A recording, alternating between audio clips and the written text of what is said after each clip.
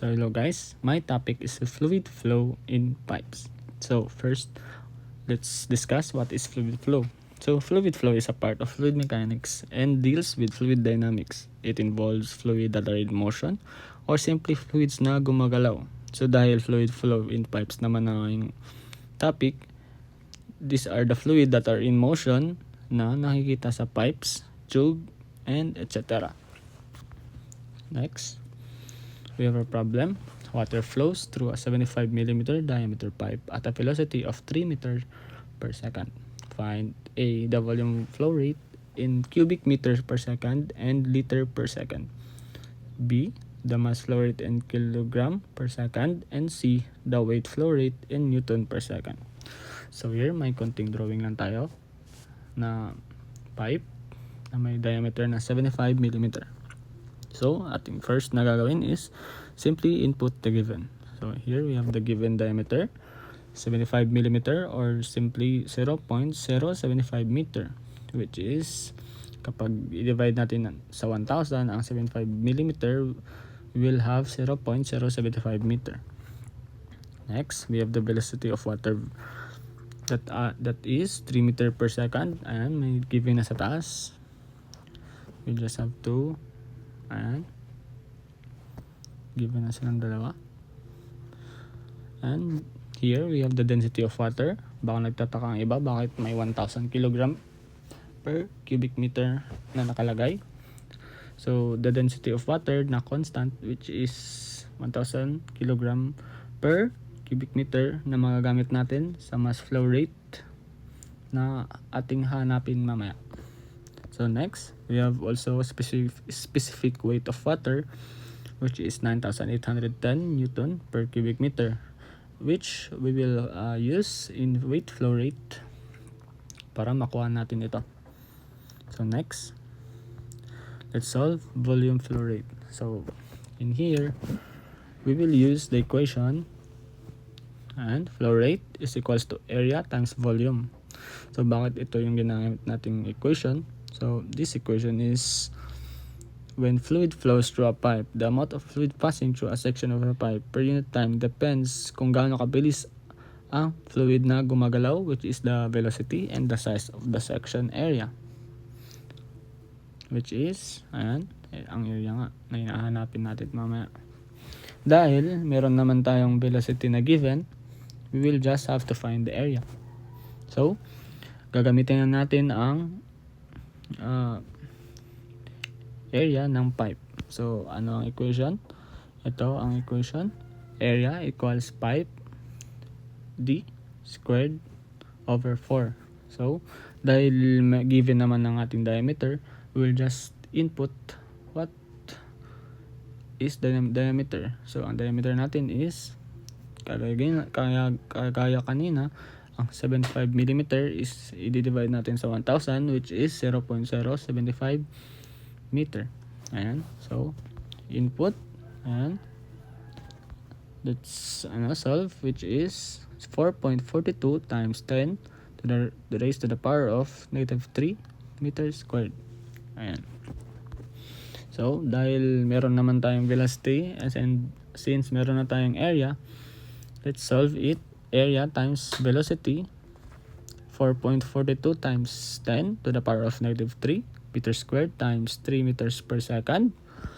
And the answer will be 0.0133 cubic meter per second.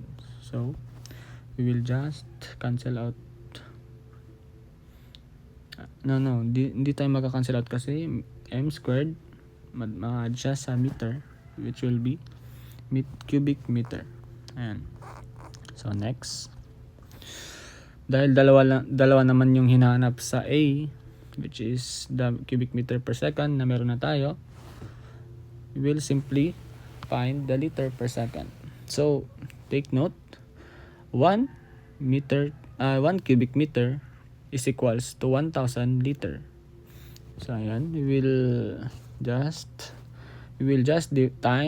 multiply 0.0133 cubic meter per second multiply by 1,000. Ayan. Wait. Di siya naalis. And 0.0133 cubic meter per second times 1,000 liters per cubic meter. So here we will just simply cancel out the cubic meter, and which will have 13.3 liter per second.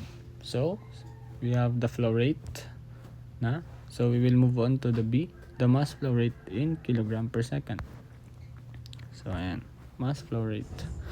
So in here we will use the equation mass flow rate is equals to the density, yung pinamaliit, times the flow rate na sinolve natin kanina. So dito dahil meron naman tayong given density kanina, which is the 1,000 kilogram, and dahil meron na tayong flow rate na sinolve natin kanina, which is the Q, we'll just simply input the two 1,000 kilogram per cubic meter times 0.0133 per cubic meter per second. So ayan, we just cancel out the cubic meter, and next we will have 13.3 kilogram per second. So dahil meron na tayong B, we will move on sa weight flow rate, which is the C. Ayan, C, weight flow rate. Ayan, ito. So in order to get the weight flow rate, we'll have to use this equation. Excuse me. Weight flow rate is equals to the unit weight or the specific weight times the flow rate. So dahil given na rin yung specific weight natin kanina, which is the 9,810, times the flow rate, which yun sinolve na natin kanina, we'll just input, ayan, 9,810 Newton per cubic meter times 0.0133 cubic meter per second. So ayan, we will just and we'll have the 130.5 Newton per second. So you just cancel out the cubic meter and cancel out, yan, cancel out yung cubic meter, and we will have Newton per second. So that's all. We already answered the A, which is 0.0133 cubic meter per second, and the B, which is 13.3 kilogram per second, and the last one, C, which is 130.5 Newton per second. So that's all.